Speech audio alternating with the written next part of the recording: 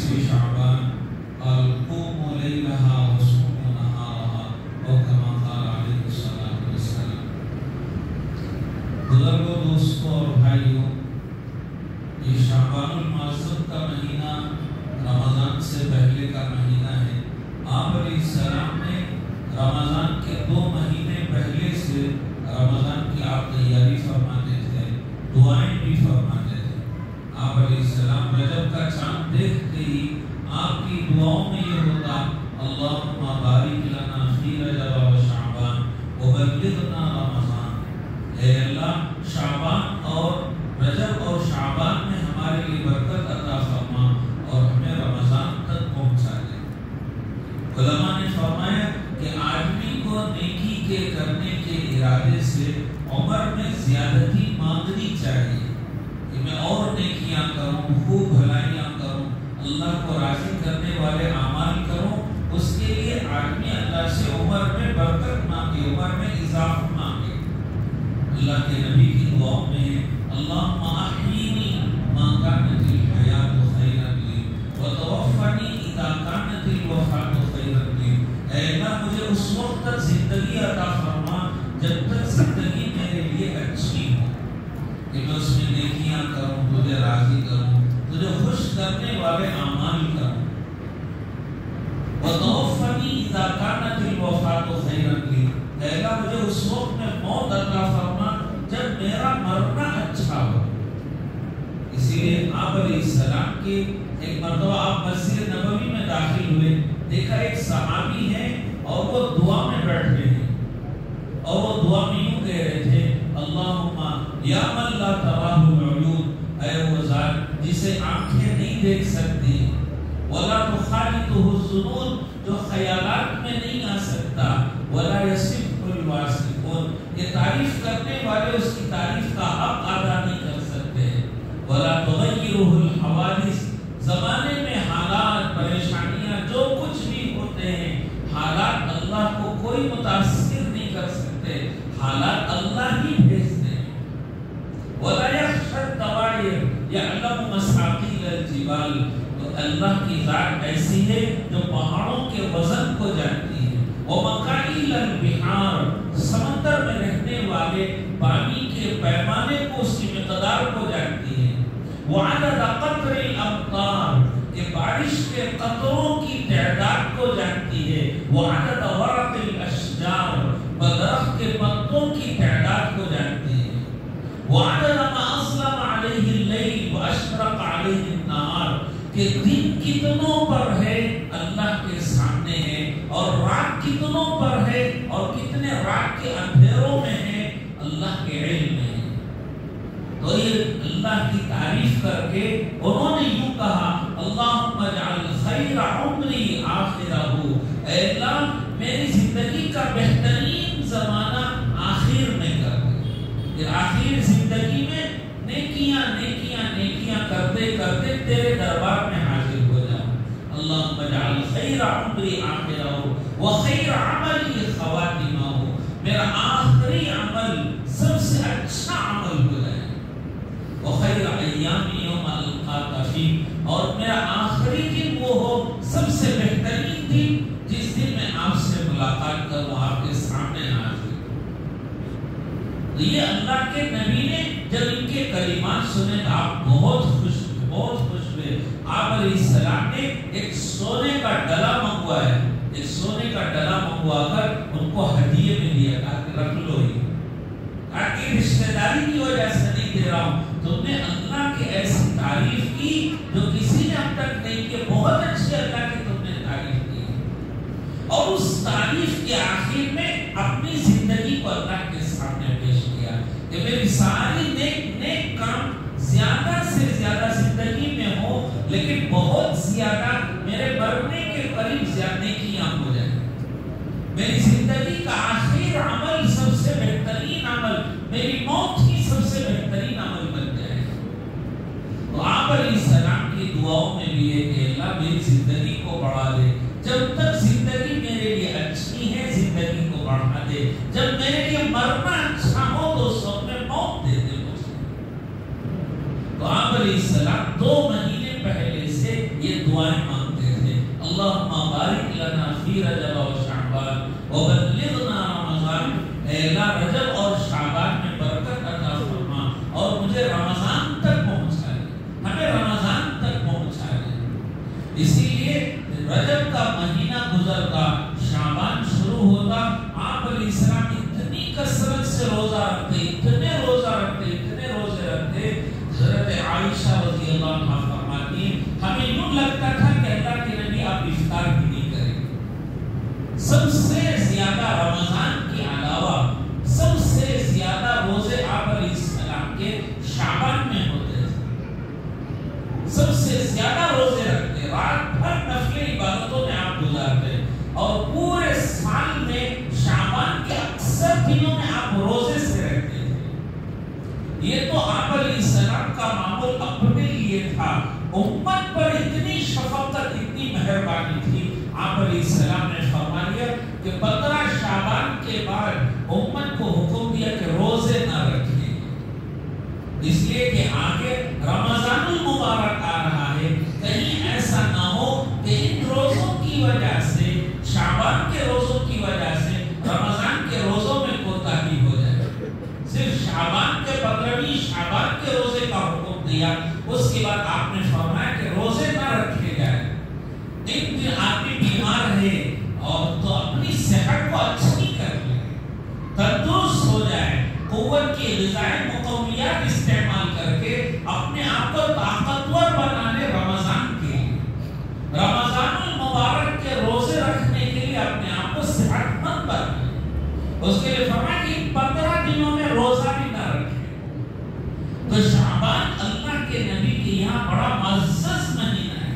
ایک روایت میں اللہ کے نبی نے فرمایا رجب اور رمضان کے درمیان ایک ایسا مہینہ ہے جس میں اکثر لوگ غافل ہیں، اکثر لوگوں کو اس مہینے کی طرف توجہ نہیں ہے، وہ شعبان کا مہینہ ہے۔ ایک روایت میں آپ علیہ السلام سے حضرت عائشہ رضی اللہ عنہا نے دریافت فرمایا کہ اللہ کے نبی آپ کو اتنے زیادہ روزے رکھتے کسی دوسرے مہینے میں نہیں دیکھتے، کیا بات ہے کہ آپ اتنے زیادہ روزے رکھ رہے ہیں؟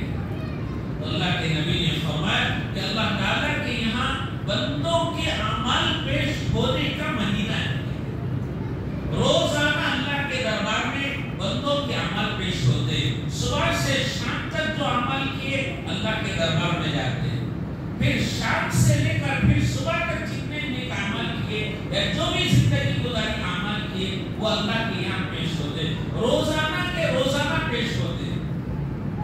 پھر اس کے بعد ہفتے میں 2 دن پیش ہوتے، پیر اور جمعرات کے دن ہفتے میں اللہ کے دربار میں پیش ہوتے اور رسول اللہ کے دربار میں بھی پیش ہوتے۔ اسی لیے اللہ تعالیٰ نے اپنے نبی کے صفات بیان فرمائے تو فرمایا یا ایھا النبی انا ارسلناک شاہدا ومبشرا ونذیرا وداعیا الی اللہ باذنہ وسراجا منیرا۔ نبی جی ہم نے آپ کو بھیجا ہے، آپ کو گواہ بنا کر بھیجا ہے اور ڈرانے والا، خوشخبری بتانے والا بنا کر بھیجا ہے۔ آپ ڈر بتاتے ہیں، لوگوں کو خوشخبریاں سناتے ہیں۔ تو شاہدن کی تفسیر میں علماء نے فرمایا ہے کہ اللہ کے نبی ہر ایک کے عمل پر گواہ ہے، اور ہر ایک کو جو اللہ کے نبی پہچانتے ہیں ان کے عمل سے پہچانتے ہیں۔ نہ اللہ کے نبی کے سامنے ان کا خاندان ہے، نہ حسب و نسب ہے، نہ ان کی مالداری ہے، نہ رنگ روپ ہے، کسی چیز کو اللہ کے نبی نہیں جانتے۔ اللہ کے نبی پہچانتے ہیں تو ان کی نیکیوں کی وجہ سے، ان کی قبل طہارت کی وجہ سے، ان کی پاکیزہ زندگی کی وجہ سے، ان کی کثرت درود کی وجہ سے، کثرت درود شریف کی وجہ سے اللہ کے نبی ان کو پہچانتے ہیں۔ تو کہ شاہدن کا فرمایا کہ اللہ نے اپنے نبی کو گواہ بنایا ہے، تو اللہ کے نبی کے سامنے ہمارے اعمال پیش ہوتے ہیں، ان اعمال کو اللہ کے نبی ہمارے اعمال کو دیکھتے اور ہمارے اعمال کے بقدر اللہ کے نبی کی نگاہ میں ہمارا درجہ ہے۔ ہمارے اگر اعمال اچھے ہیں تو اللہ کے نبی کی نگاہ میں ہمارا درجہ بڑا ہے، اگر ہمارے اعمال اللہ ہم سب کی حفاظت فرمائے، خدا نہ خاصہ ہمارے اعمال بہت خراب ہیں، برائیاں میں نافرمانیاں زندگی میں ہیں، تو اللہ کی نبی کی نگاہ میں سب سے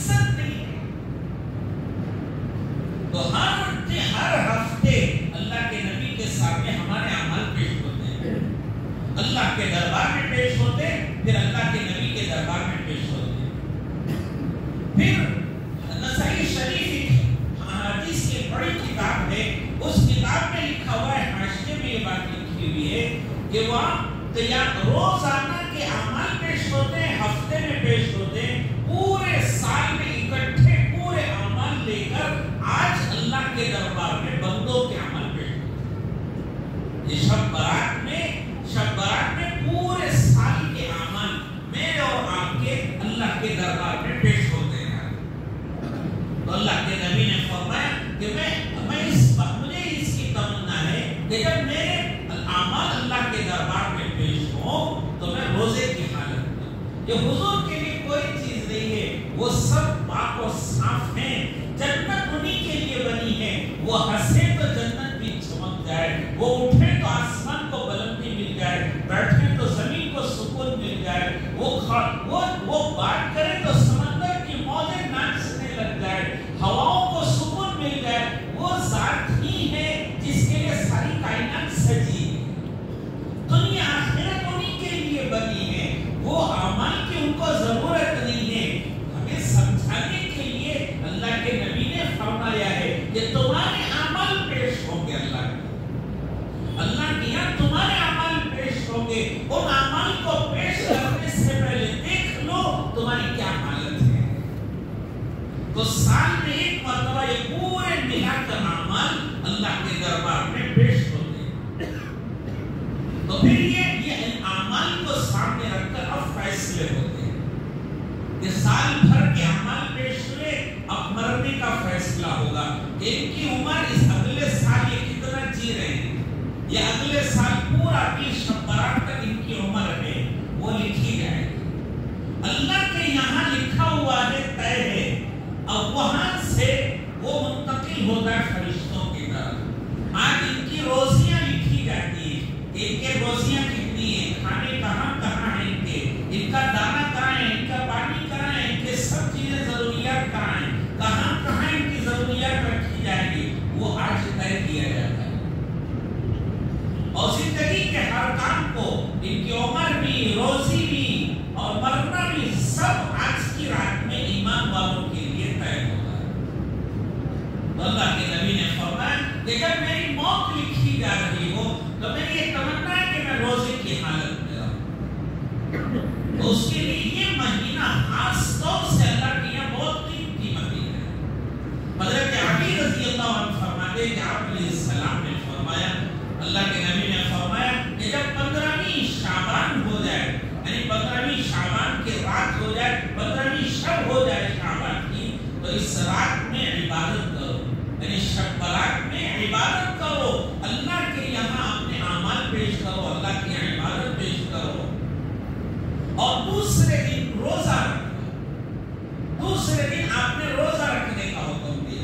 ایک تفصیلی روایت ہے، حضرت عائشہ رضی اللہ عنہا فرماتی ہے کہ آپ علیہ السلام نے ایک مرتبہ فرمایا کہ 15ویں شعبان کی یہ رات ہے، آج یہ 15ویں شعبان کی رات ہے، آج کی رات میں اللہ تعالیٰ اتنے لوگوں کو جہنم سے آزاد کر دے جتنے بنو کلب کے بکریوں کے بال ہیں۔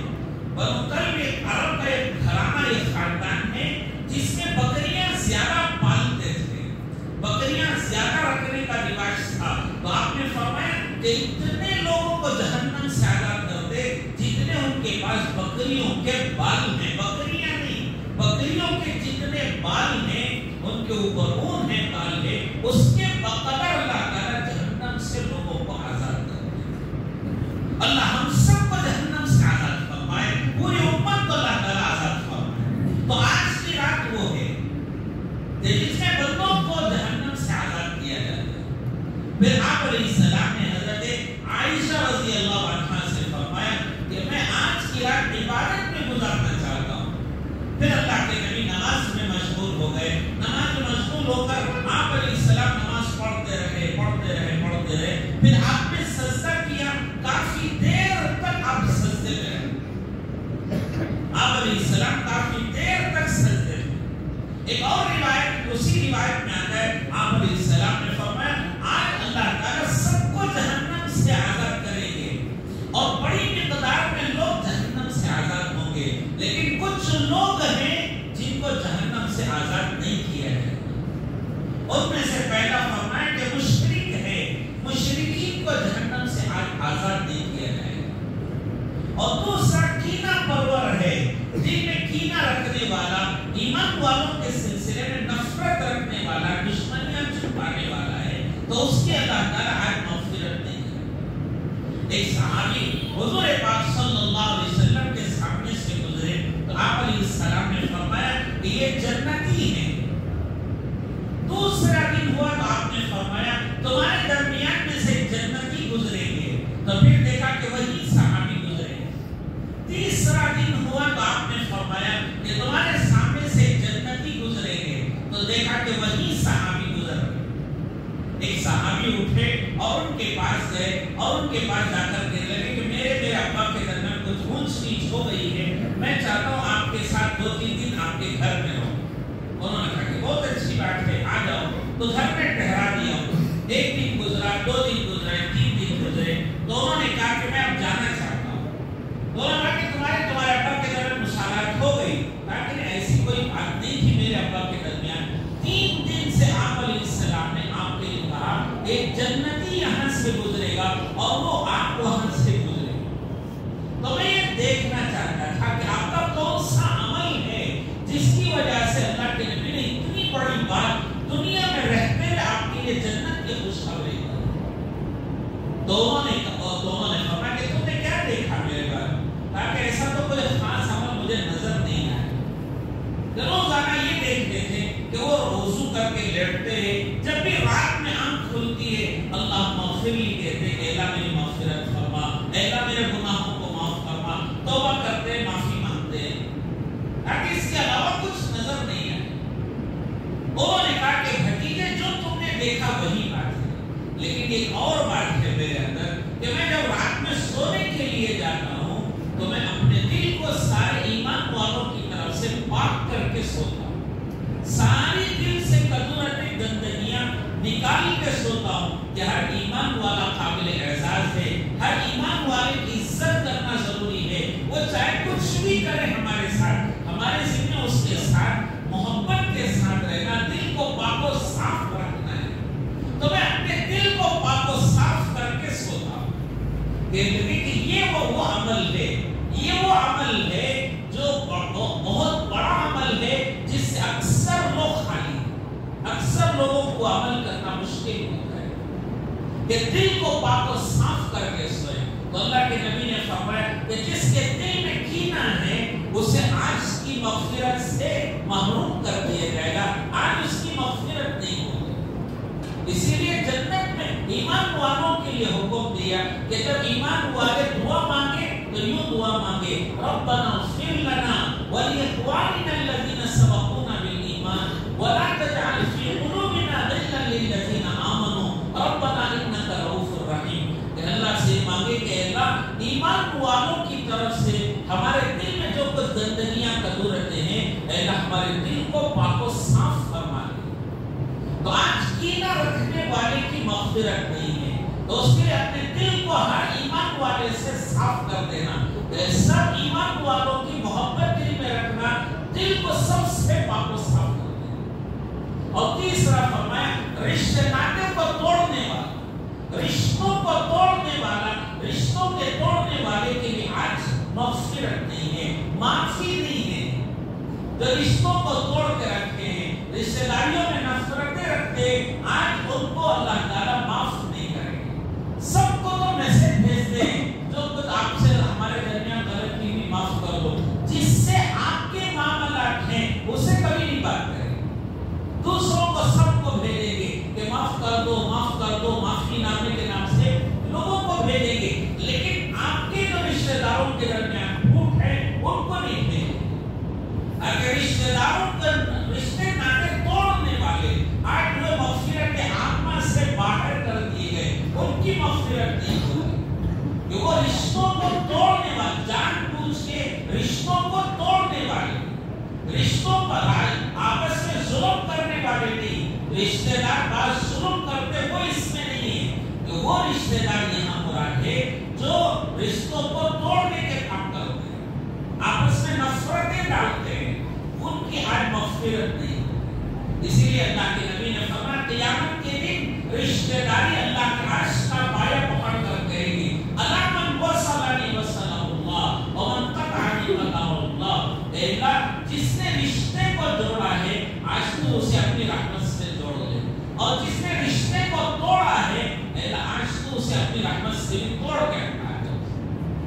تو رشتہ داریوں کو ملا کر چلنے کا حکم دیا. بھائی بہنوں کے ساتھ، ماں باپ کے ساتھ، بھائی بہنوں کے ساتھ، رشتہ داروں کے ساتھ، خاندان ٹوپے والوں کے ساتھ میل جول رکھنے والی زندگی گزارو. تو رشتے ناطے توڑنے والوں کی آج مغفرت نہیں. اسی طریقے سے ٹخنے سے نیچے پاجامہ لٹکانے والے، ٹخنے سے نیچے جس کا پاجامہ رہتا ہے، آج اس کی مغفرت نہیں. اللہ کے نبی نے فرمایا ثلاثۃ لا یکلمہم اللہ ولا ينظر الیہم ولا یزکیہم ولہم عذاب الیم. اور نے فرمایا المسبل ازارہ، کہ تین قسم کے لوگ وہ ہیں جن کو نہ اللہ تعالیٰ قیامت کے دن نہ معاف کریں گے، نہ ان کی طرف نگاہ اٹھا کے دیکھیں گے، نہ انہیں گناہوں سے پاک کریں گے، نہ جہنم سے ان کو بچائیں گے. اور میں نے فرمایا کہ وہ آدمی جو اپنا پاجامہ ٹخنے سے نیچے رکھنے والا ہے، ٹخنے سے نیچے پاجامہ ہے، تو آج اس کی مغفرت نہیں. اور دنیا میں اللہ کے غصے میں اللہ کا غضب اس کے اوپر اترتا ہے. اللہ کا نافرمان ہے دنیا میں. یہ نماز پڑھ رہا ہے نافرمانی میں، قرآن پڑھ رہا ہے ٹخنے سے نیچے پاجامہ رکھ کے گناہ میں ہے، ذکر کر رہا ہے ٹخنے کے نیچے پاجامہ ہونے کی وجہ سے اللہ کا نافرمان ہے، گنہگار ہے، اللہ کی ناراضگی میں ہے. تو اس کے لیے حکم دیا کہ اگر ٹخنے سے نیچے پاجامہ ہے تو ٹخنے سے اوپر رکھنے کی عادت ڈالنا پاجامے. اور پھر فرمایا پانچواں فرمایا کہ وہ آدمی ہے جو ماں باپ کی نافرمانی کرنے والا ہے. ماں باپ کی نافرمان کی آج مغفرت نہیں. ماں باپ کا دل دکھانے والوں کی آج مغفرت نہیں. اللہ تعالیٰ نے فرمایا کہ ماں باپ کے ساتھ اچھا سلوک کرو. وَقَضَىٰ رَبُّكَ أَلَّا تَعْبُدُوا إِلَّا إِيَّاهُ وَبِالْوَالِدَيْنِ إِحْسَانًا، کہ ماں باپ کے ساتھ اچھا سلوک کرو. إِمَّا يَبْلُغَنَّ عِندَكَ الْكِبَرَ أَحَدُهُمَا أَوْ كِلَاهُمَا فَلَا تَقُل لَّهُمَا أُفٍّ وَلَا تَنْهَرْهُمَا وَقُل لَّهُمَا قَوْلًا كَرِيمًا. کہ ماں باپ بڑھاپے کی عمر کو پہنچ جاتے ہیں تو ان کے بعض باتیں نوجوانوں کو اچھی نہیں لگتی ہیں. تو ایسے وقت میں ان کے ساتھ محبت سے رہو، ان کے ساتھ نرمی کرو، جھڑک کے بات مت کرو، ان کو جھڑک کے بات مت کرو، نرمی سے محبت سے بات کرو. وَلَا تَنْهَرْهُمَا وَقُل لَّهُمَا قَوْلًا كَرِيمًا، ان کے ساتھ نرمی سے بات کرو. وَاخْفِضْ لَهُمَا جَنَاحَ الذُّلِّ مِنَ الرَّحْمَةِ وَقُل رَّبِّ ارْحَمْهُمَا كَمَا رَبَّيَانِي صَغِيرًا.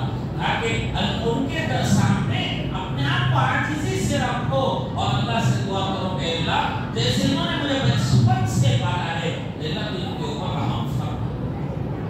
تو ماں باپ کے لیے ان کو خوش رکھنے کا فکر کرنا، ان کے آگے نہیں چلنا، نام لے کر نہیں پکارنا، ان کو تکلیف نہیں دینا، ان کو خوش رکھنا. تو آج کے لیے آج جو لوگ ماں باپ کے نافرمان ہیں ان کو مغفرت عامہ سے ہٹا دیا گیا کہ ان کی مغفرت نہیں ہوگی آج. اور پھر چھٹواں فرمایا جو شراب کا عادی ہے، جس نے شراب پی ہے، جو شراب پیتا رہتا ہے، جو شراب کا عادی ہے، آج اس کی مغفرت نہیں. شراب سے توبہ کر لیا، اللہ سے معافی مانگ لیا کہ اب زندگی بھر کبھی شراب کو، اس گندگی کو ہاتھ نہیں لگائے. حدیث میں آتا ہے قیامت کے دن سب سے گندی چیز شراب پینے والوں کو، یہ زنا کرنے والے مرد عورتوں کو جب جلایا جائے گا تو ان کے جسم سے خون بہے گا. بلکہ اس سے آگے کی بات حدیث میں لکھی ہوئی ہے کہ ان کی شرابگاہوں سے گندگی اور خون بہے گا، وہ اٹھا کر شرابیوں کو پلائیں گے. یہ دنیا میں جو تم شراب پیتے تھے وہ شراب نہیں تھی، وہ ایسی گندگی تھی. وہ اللہ تعالیٰ اللہ کے نبی پاک صلی اللہ علیہ وسلم نے فرمایا آج شراب پینے والوں کی بھی مغفرت نہیں. ایک بات میں خودکشی کرنے والا کوئی خودکشی کر لیا، آج وہ مغفرت عامہ سے محروم کرے. تو یہ سب وہ لوگ ہیں آج سارے ایمان والوں کی مغفرت کا دن ہے. اور اگر یہ خدا نہ خواستہ یہ اسباب اور یہ چیزیں رہ گئی تو ان کو اس مغفرت سے نکال دیا جائے، باقی سب کی مغفرت ہو. یہ مشرکین کو نکال دیں گے، دل میں کینہ رکھنے والے، کپٹ رکھنے والے، نفرتیں رکھنے والے مسلمانوں کے بارے میں ان کی مغفرت نہیں ہوگی. رشتے ناطے توڑنے والوں کی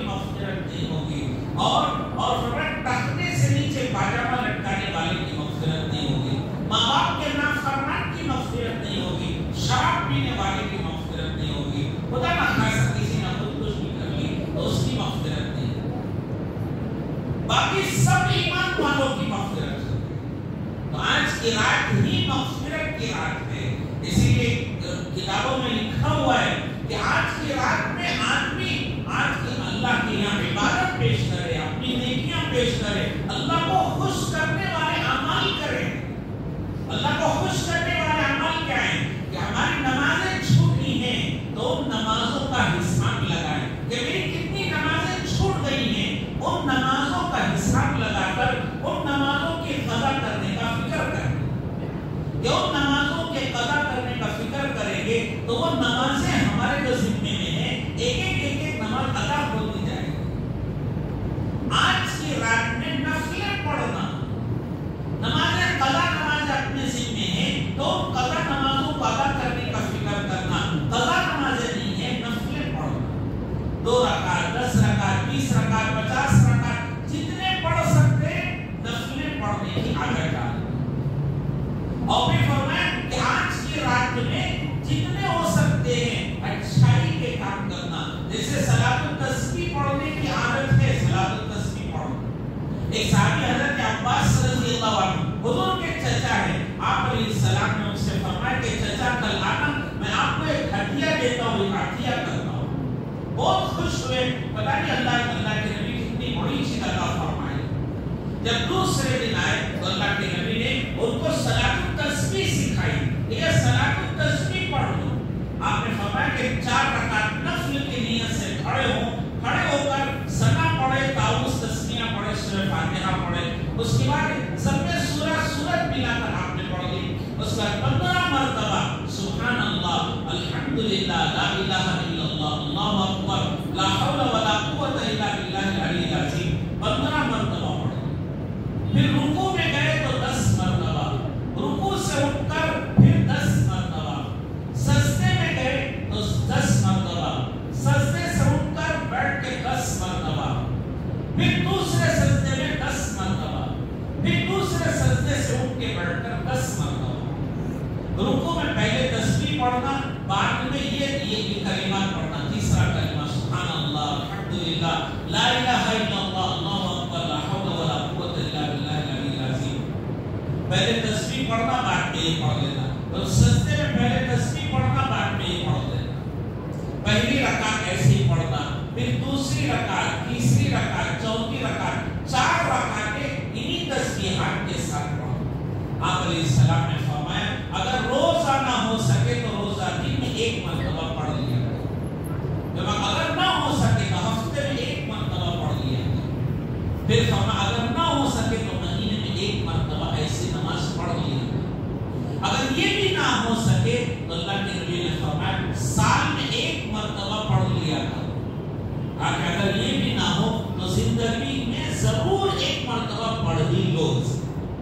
اس نماز سے گناہ معاف ہو جائیں گے، اللہ کے یہاں بندہ توبہ کرنے والوں میں شامل ہو جائے گا، تو اس کے لیے 1 مرتبہ تو ضرور پڑھ لینا چاہیے کہ 4 رکعت نفل کے نیت سے کھڑے ہونا، ثنا کے بعد طاؤس تسمیہ پڑھ کے سورہ فاتحہ سب میں سورت کرنا، سورت ملا کے پڑھ لیے، اس کے بعد 15 مرتبہ تیسرا کلمہ، رکوع میں گئے 10 مرتبہ پڑھنا، رکوع سے اٹھ کے پھر 10 مرتبہ، سجدے میں گئے تو 10 مرتبہ، سجدے سے اٹھ کے بیٹھ کر 10 مرتبہ، پھر دوسرے سجدے میں 10 مرتبہ، دوسرے سجدے سے اٹھ کر بجائے سیدھے کھڑے ہونے کے بیٹھ کر 10 مرتبہ پڑھ کے قیام کے لیے کھڑے، تو کل 75 مرتبہ ہو جائیں گے، 70 پر 5 مرتبہ 75 مرتبہ ہوں گے، 4 رکعت میں 300 مرتبہ یہ تسبیح ہو جائے گی۔ تو توجہ سے یہ نماز ادا کر لینا۔ آج کی رات چونکہ پوری عبادت میں گزارنے کی ارمان ہوتی ہے، ایسی نماز پڑھ لینا۔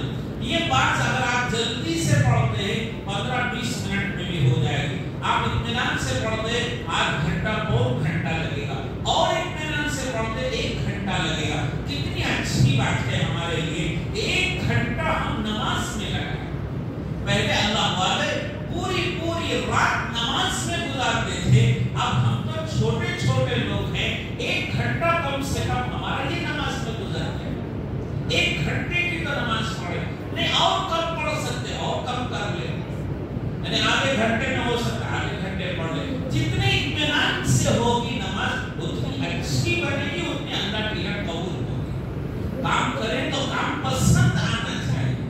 تو اللہ کی یہ کام پسند آنے کا طریقہ ہے کہ اطمینان کے ساتھ ایسی نماز پڑھیں. تو نمازیں پڑھنا، نفلیں پڑھنا، عمر زندگی میں جو نمازیں چھوٹ گئی ان کا حساب کرنا بیٹھ کر، اور آپ تھک گئے تو تلاوت کریں، قرآن پڑھیں بیٹھ کے، اور تھک گئے ذکر کریں، اور تھک گئے دعائیں مانگے، اور تھک گئے اب کوئی کام کرنے دل نہیں کرتا سو جائے. ادھر ادھر باہر گھومنا، راستوں پہ چلنا، ادھر ادھر باتیں کرنا، گاڑیاں چلانا، ادھر ادھر کے بیکاریوں میں رہنے سے نفع کچھ نہیں ہوگا، آج کی رات کا نقصان ہو جائے. اس کے لیے فرمایا کہ اچھا کام ہے کہ عبادت میں اپنے آپ کو لگائیں. عبادت کرنے سے تھک گئے تو پڑھ کے سو جائیں. تو یہ رات عبادت کی ہے اللہ کو راضی اور خوش کرنے کے. اسی لیے آپ علیہ السلام نے حضرت عائشہ رضی اللہ عنہا سے فرمایا کہ میں آج کی رات عبادت کرنا چاہتا ہوں. یہ کہہ کر آپ علیہ السلام عبادت میں مشغول ہو گئے. پوری رات آپ عبادت میں رہے. حضرت عائشہ رضی اللہ عنہا فرماتی ہے اتنا لمبا سجدہ کیا، اتنا لمبا سجدہ کیا آپ علیہ السلام نے کہ مجھے ڈر ہونے لگا کہ کہیں اللہ کے نبی دنیا سے پردہ تو نہیں فرما گئے. تو میں نے آپ علیہ السلام کے پیروں کو، تلووں کو ہاتھ لگایا تو حرکت ملی تو سکون ہو گیا. لیکن غور سے سنا تو آپ علیہ السلام سجدے میں یہ کلمات پڑھ رہے تھے: اللہم انی اعوذ بعفوک من عقوبتک واعوذ برضاک من سخطک واعوذ بک جل وجہک لا احصی ثناء علیک انت کما اثنیت علی نفسک. اللہ کے نبی یہ کلمات پڑھ رہے تھے: اللہم انی اعوذ بعفوک من عقوبتک واعوذ برضاک من سخطک واعوذ بک منک جل وجہک لا احصی ثناء علیک انت کما اثنیت علی نفسک. آپ جب صبح ہوئی تو آپ علیہ السلام نے حضرت عائشہ رضی اللہ عنہ جب تذکرہ کیا کہ اللہ کے نبی یہ کلمات آپ پڑھ رہے تھے، اللہ کے نبی نے فرمایا کہ یہ کلمات مجھے حضرت جبرائیل علیہ السلام نے سکھائے ہیں، تم بھی ان کلمات کو یاد کر لو، ان کو پڑھتے رہو. تو اللہ کے نبی نے ان کلمات کو یاد کرنے کا حکم دیا اور آج کی رات میں سجدے میں پڑھنے کا حکم دیا. تو ان کلمات کو آپ بھی دہرائیں: اللہم انی اعوذ بعفوک من عقوبتک واعوذ برضاک من سخطک واعوذ بک جل وجہک لا احصی ثناء علیک انت کما اثنیت علی نفسک. یہ کلمات ہیں، ان کلمات کو سجدے میں پڑھنا. اللہ کے نبی آج پوری رات ان کلمات کو سجدے میں پڑھتے آپ نے گزارا. تو ان کلمات کو پڑھیں گے تو اللہ اس ان کلمات کا مطلب یہ ہے کہ اللہ اپنی معافی عطا فرما، اپنے سزا سے مجھے بچا لے، اپنی خوشنودی عطا فرما، ناراضگی سے مجھے بچا لے. اے اللہ تیری تعریف کرنا ہمارے بس کا کام نہیں ہے. تیری تعریف لا احصی ثناء علیک انت کما اثنیت علی نفسک. تیری تعریف ہم ویسی کرتے جیسے تجھے پسند ہے، جیسے تو کر سکتا ہے. تو یہ اللہ کے دربار میں یہ چیز آج پیش کرنے کی. تو اس کے لیے آج کی رات کو عبادت میں لگانا، اللہ کو خوش کرنے میں لگانا. آج کی رات اپنی زندگی کی اچھی رات بنانا. کتنی راتیں ہیں ہماری